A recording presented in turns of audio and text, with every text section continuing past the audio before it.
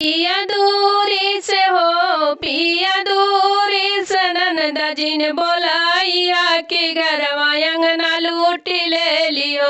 पिया दूरी से ननदा जी ने बोलाइया कि घरवा अंगना लूट ले लियो।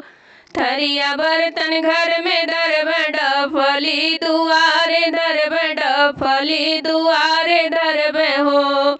अरे ऊह देखी हो यारे ऊह देखी लौट मोरे ननदिया के भौजी मुसलमान भैली हो।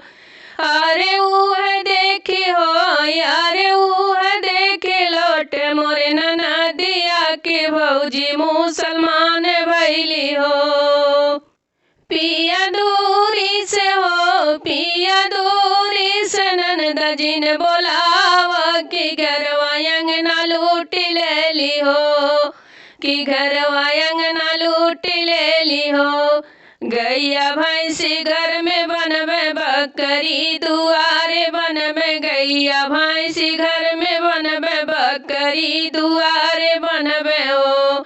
अरे ऊह देखी हो यारे ऊह देखी लौट मोरे ननदिया की भौजी गड़ेरिया भैली हो।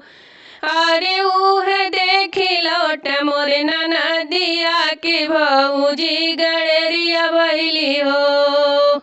पिया दूरी से हो पिया दूरी से ननदा जी ने बोलावा कि घरवा अंगना लूट ले लियो।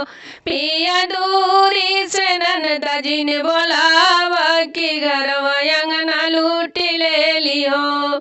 साड़ी लहंगा घर में दरबलू गरी दुआरे दरबलू गरी दुआरे दरबे हो।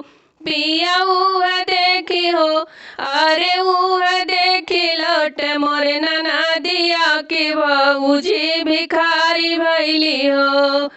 अरे ऊह देखी लौट मोरे ननदिया की भौजी भिखारी भैली हो।